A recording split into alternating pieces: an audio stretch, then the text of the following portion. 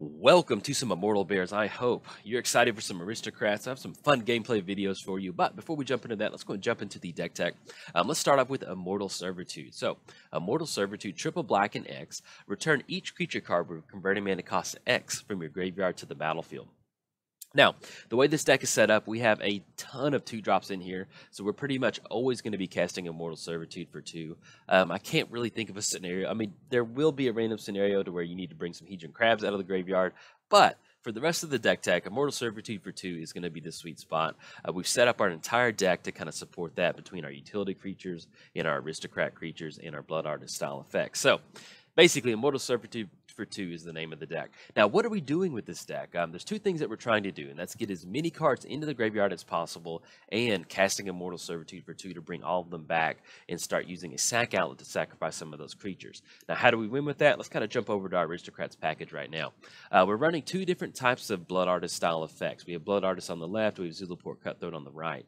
We have a sack outlet in the middle. So, what are you looking to do? We're trying to cast Immortal Servitude for 2, bring all these creatures out. Let's say that we have 2 copies of Blood Artist on the battlefield. So for every creature that we sacrifice with Bloodthorn Vampire, that's going to make our opponent lose 2 life, and we're going to gain 2 life.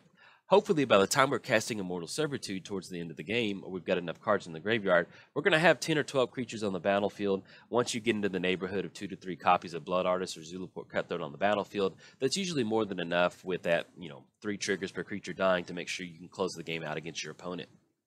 Now, as far as the difference between Blood Artist and Zulaport Cutthroat, Blood Artist is a targeted trigger. So let's say that our opponent has Hexproof. You will not be able to go for Blood Artist if your opponent has Hexproof on themselves. Now, with Zulaport, it's a little bit different. It says whenever Zulaport, another creature we control, dies, each opponent loses 1 life and you gain 1 life. It will not be a targeted ability. So you can kind of get around that Hexproof. The only other difference is that when Zulaport, let's say that your opponent casts Damnation, we have 5 creatures on the battlefield, they have 5 creatures on the battlefield. With Zulaport, we're going to get 5 Zulaport triggers. We're not going to get triggers for their own creatures. Now, with Blood Artist, if they cast Damnation, we're going to get 10 Blood Artist triggers because it counts for each creature on the battlefield, not just your own creatures. So that's going to be the difference between the 2 Blood Artist style effects between Blood Artist and Zulaport, and then with Bloodthorn Vampire, it's going to be our main sack outlet. Now with Bloodthorn Vampire, you do get into spots where you get down Bloodthorn Vampire, we want to get creatures into the graveyard, so you get into a spot where you can swing in with Bloodthorn Vampire, and you can swing in for a good chunk of damage. If your opponent just lets the 1/1 come in, you can start sacrificing some of the creatures on the board, knowing that you're going to go for Immortal Servitude later or something, and end up with a 5/5, or from like a 7/7 swinging across with Bloodthorn Vampire. Pretty good. Some of the other utility creatures that we're running is Drawshopper. The main thing, we're running 2 copies of Bloodthorn Vampire, 1 copy of Drawshopper. The main reason we're doing that is Drawshopper, as far as 2-drops go, Drawshopper is pretty much the only sack outlet that can sacrifice itself to make sure we can get it into the graveyard. That has a little bit of upside. The main reason we're running a 2-1 split between those is because let's say that we run into Surgical Extraction or something like Pithing Needle. If somebody gets down Pithing Needle naming Bloodthorn Vampire, we won't have a sack outlet and we're kind of lost. So it's always good to have a secondary sack outlet to make sure that we don't get stuck in some sort of scenario like that. But yeah, mainly, we get a little bit extra bonus that Drawshopper can keep flying until end of turn, so that might happen. Outside of that, we have Lot Troll, which is going to be a really good way for us to get that onto the battlefield. We can discard. We have tons of creature cards in here. Most of the time, we're not really looking to cast all the creature cards in the hand.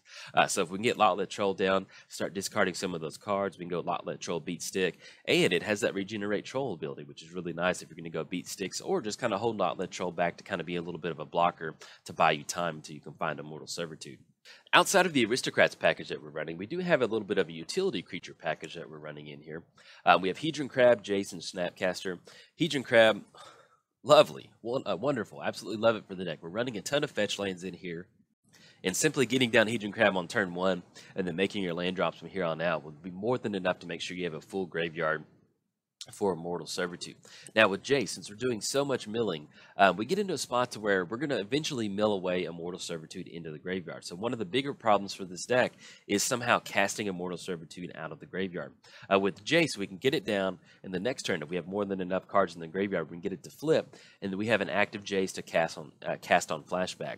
Same thing with Snapcaster Mage. We are running Noxious Revival in here, so we get in the spot to where we can flash in Snapcaster, Noxious Revival out of the graveyard, targeting Immortal Servitude, put it on top of the library, then we can have that to cast it for the next turn. Outside of that, Grim Flayer is another good utility creature.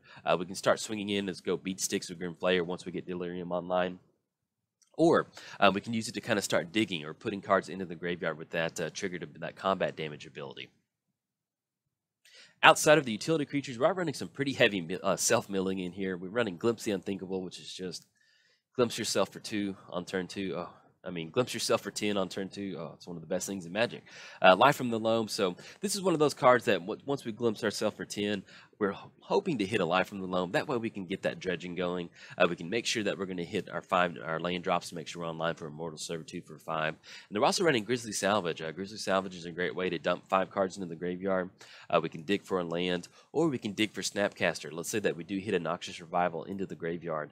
We can cast Grizzly Salvage to hopefully find Snapcaster to go for that.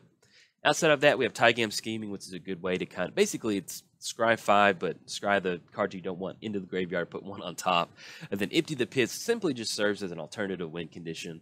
Let's say that we get a lot of milling going on. We have Urborg in here. We have access to a lot of mana. So let's say that we go for something, our opponent taps out on something, we can go for Empty the Pits on their own turn, exiling our entire board state, our entire graveyard for a lethal board state of zombies. A lot of fun. Highly recommend running at least 1 copy of Empty the Pits in there. Now that's going to be the deck in a nutshell. Let's kind of hop over to the sideboard real quick and kind of check it out. Your sideboard is going to be completely different as far as what your meta is. We're running Nature's Claim, Abrupt Decay to kind of battle some of the Rest in Peace stuff. Running 3 copies of Tarmogoyf and Kite Sail Freebooter. Kite Sail is going to be a good way for us to bring it into game 2 if we're going to stick to the Aristocrats plan. That would kind of go for a little bit of hand disruption and keeping up our creature count.